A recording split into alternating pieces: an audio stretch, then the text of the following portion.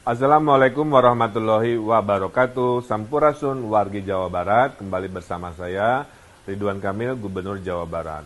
Kali ini saya akan menerangkan video yang sangat-sangat penting tentang siapa, bagaimana, dan apa itu bantuan sosial selama COVID-19 buat warga Jawa Barat dan para perantau Jawa Barat. Video ini juga adalah panduan kepada RT, RW, dan petugas yang mendata tentang siapa-siapa yang perlu didata dan perlu diberi bantuan. Silahkan saksikan. Jadi saya akan menerangkan daftar penerima bantuan sosial COVID-19. Siapakah yang dibantu oleh bantuan sosial? Kita lihat layar di sebelah atas, ya. Dalam survei zona ekonomi menengah bawah, ya, itu ada persentase dari mulai yang paling miskin, ya, di kelompok paling bawah, di sini kira-kira begitu. Kemudian selama ini pemerintah membantu mereka-mereka yang miskin dengan namanya kartu PKH dan sembako. Itu berada kurang lebih di 25%, ya, ekonomi paling bawah, kira-kira di sini. Itu dibantu rutin oleh APBN. Nah, di atas garis kemiskinan ini, tiba-tiba ada penyakit namanya COVID, oke? Nah, gara-gara si COVID ini, ada kelompok dari 25-40%, tadinya hidupnya normal. Tidak usah minta bantuan, walaupun hidupnya pas-pasan.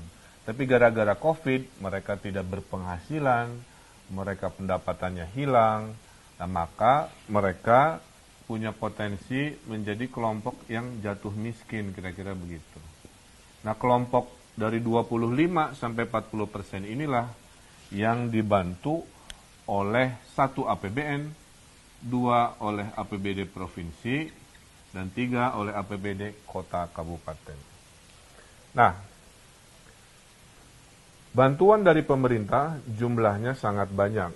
Alhamdulillah. Ada 9. 1, 2, 3, 4, 5, 6, 7, 8, 9. 1 kita sebut namanya program keluarga harapan PKH. 2 kartu sembako. Nomor 1, nomor 2 ini adalah untuk yang miskin lama, yang sebelum COVID sudah dibantu. Sehingga walaupun dia miskin, dia tidak akan mendapatkan bantuan nomor 3 sampai 9 karena sudah dibantu dari bulan Januari dan akan dibantu sampai bulan Desember, kira-kira begitu. Nah, dari nomor 3 bantuannya sampai pintu nomor 9 ini muncul gara-gara ada si COVID ini. Kira-kira begitu. Nah, apakah pintu nomor 3 sampai 9 itu? 1, di nomor 3 ada bantuan presiden. Tapi ini untuk Jabodetabek perantau supaya tidak mudik, ya. 4, ada kartu prakerja. Kartu prakerja ini untuk pengangguran atau mereka yang kena korban PHK. Kalau Anda kena PHK, baru-baru saja diberhentikan, maka pintunya dari 9 pintu ini, kartu prakerjalah penolong Anda. Nomor 5, ada kota, ada desa. Nah, kalau Anda terdampak oleh COVID ini, tapi KTP dan tinggalnya di desa, maka nomor 5 inilah yang membantu Anda, yaitu dana desa. 30% dari dana desa sudah ditugaskan membantu COVID-19. Nomor 6 adalah bantuan Kementerian Sosial untuk umum, profesi umum, profesi tukang gorengan, profesi supir angkot mungkin, profesi ojek pangkalan, profesi seni apa yang merasa terkorbankan dan tidak bisa hidup, itu dibantu oleh nomor 6. Sisanya, kalau sudah nomor 1, 2, 3, 4, 5, 6 ini masih kurang, masuklah bantuan dari provinsi. Dari saya, dari para DPRD yang terhormat. Juga Kalau masih kurang dari provinsi, masuklah bantuan sosial dari kota kabupaten. Dan terakhir, kalau masih ada yang tidak punya KTP, tidak punya kartu keluarga, sektor informal yang tidak tersurvei, misalkan ada anak jalanan, gelandangan, pengemis, dan lain-lain yang tidak biasa masuk ke data, maka ada program kemanusiaan, yaitu program untuk memberi makanan, atau kita sebut juga program nasi bungkus. Jadi insya Allah ya, tidak boleh ada yang kelaparan di tanah Jawa Barat. Mereka yang berkesusahan akan diberi pertolongan. Kita simulasikan, Pak, kalau saya PHK, saya dapat bantuan dari mana? Dari Pak Gubernur, dari Pak Presiden, atau dari mana? Nah, kita simulasikan. Kalau Anda kena PHK atau pengangguran, katakanlah nama Anda Luna Maya, ya. Dan ini saya ngarang-ngarang, mohon izin. Maka dari pintu nomor 3, nomor 9 gara-gara COVID ini, yang kena PHK berada di zona bantuan kartu prakerja. 600.000 kali 3 bulan, dan lain-lain. Pada saat Anda sudah mendapatkan kartu prakerja, bantuan 600.000 kali 3 bulan, Anda tidak berhak lagi, walaupun tinggalnya di desa, atau meminta bantuan dari Kemensos, dari Bansos Provinsi, Kokam, nggak boleh. Hanya dari kartu prakerja, insya Allah cukup. Simulasi kedua, jika ada warga desa menjadi lebih susah hidupnya karena COVID, katakanlah namanya Sahrini, Ampura Ece Sahrini, saya pakai namanya, maka Sahrini ini dibantunya tidak di nomor yang lain, hanya di nomor bantuan nomor 5. Namanya dana desa. Nah, jika ada teman Sahrini ini tidak mendapatkan bantuan dana desa karena terbatas, maka teman-temannya Sahrini ini akan dibantu oleh Kemensos, masih kurang dibantu lagi oleh provinsi, masih kurang dibantu lagi oleh kota kabupaten. Kira-kira gitu. Simulasi ketiga, Pak, saya KTP-nya bukan KTP lokal, alias perantau. Ya. Kalau Anda perantaunya tinggalnya di Jabodetabek, maka Anda dibantu Pak Jokowi oleh Pak Presiden, 600.000 kali 3 bulan juga. Maka perantau ini masuknya adalah bantuan nomor 3, yaitu Bansos Presiden. Ya. Nah, jadi para perantau Bodebek di Jawa Barat, pintu bantuan Anda jangan yang lain-lain, jangan hanya ke gubernur, bantu di Bansos Presiden.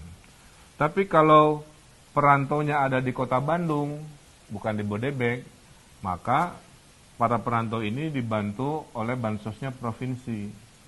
Kira-kira begitu. Clear ya? Tidak boleh ada yang kelaparan di tanah Jawa Barat.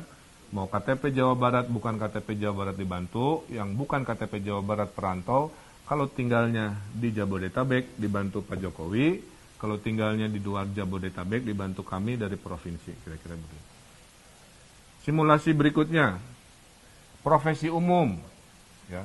Karena ada istilah apa? Kenapa ojol aja yang kesannya dibantu? Dalam bantuan pemerintah nggak milih-milih profesi.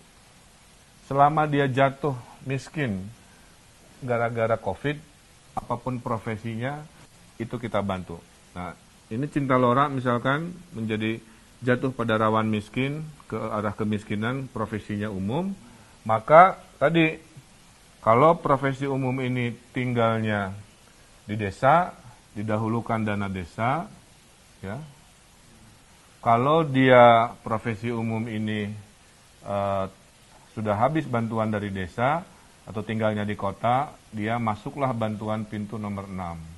Dari Kemensos, 600.000 kali 3. Ternyata teman-temannya Cinta Laura yang seprofesi nggak kebagian di bantuan nomor 6, jangan khawatir. Bantuan nomor 7 akan masuk jika tidak cukup bantuan nomor 6 dan tidak cukup nomor 6, nomor 7, maka bantuan dari wali kota, bupati masuk di sini. Terakhir, jika Anda tidak masuk zona formal yang bisa disurvei, baik perantau atau KTP lokal, katakanlah anak jalanan, saya simulasikan, di sini namanya Lucinta Luna, katakanlah Lucinta Luna ini anak jalanan, maka memang dia tidak bisa mendapatkan karena tidak punya alamat dan nama berKTP yang jelas, maka dibantunya ada di zona yang namanya program bantuan makanan. Jadi kesimpulannya bahwa semua warga yang terdampak COVID itu akan dibantu dari pintu bantuan nomor 3 sampai nomor 9, dan masing-masing tidak boleh ada yang duplikasi mendapatkan 2 bantuan. Tugas RW, tugas RT, tugas kepala daerah tingkat 2 membuat daftar berapa ribu yang kelompok 1, berapa ribu yang kelompok 2, berapa ribu kelompok 3, 4, 5, 6, 7, 8, 9. Nah inilah mudah-mudahan tidak bingung lagi bahwa pintu pertolongan ada 9, tugas pemerintah daerah dan wilayah mengatur siapa-siapa yang berada di kelompok itu. Dan kalau semua ikhtiar ini dari 1, 2, 3, 4, 5, 6, 7, 8, 9 masih ada yang merasa terlewat oleh sistem, nah Jawa Barat paling siap. Anda tinggal lapor di aplikasi Pikobar, tolong di-download di Play Store. Oke. Aplikasi Pikobar, P-I-K-O-B-A-R. Pusat Informasi Koordinasi COVID Jawa Barat. Nanti di dalam aplikasi Pikobar ada fitur namanya aduan. Adukan di sana, Pak, saya curhat, saya kelewat, saya nggak masuk pintu nomor 1 sampai 9. Tolong Pak, tolong Pak. Nah, masukkan ke aduan sini nanti diproses. Kami sudah siapkan anggarannya kepada mereka yang mungkin terlewat oleh sistem ini. Jadi semua insya Allah sudah siap buat warga Jawa Barat. Hatunun. Terakhir dari saya, sedikit nasihat. Dalam suasana sulit ini, saya mendoakan, karena pemerintah tidak akan sanggup bisa menolong semua orang, maka saya mendoakan agar masih bisa menjadi kelompok tangan di atas yang memberi kepada tangan di bawah. Tangan di atas ini adalah orang-orang yang paling mulia. Saya terharu ada Hafiz namanya, anak SD dari Kabupaten Bandung Dayakolot, menyumbangkan jajannya untuk membantu COVID. Walaupun dia berkesusahan juga, ibunya tukang bakso yang terdampak COVID, tapi dia bersemangat menabungkan dari tabungannya untuk menolong. Kemudian nasihat dari para ulama, sebelum kita tangannya di bawah, ya, urut-urutannya adalah kita sebut urutan survival. Habiskan dulu jika Anda punya tabungan.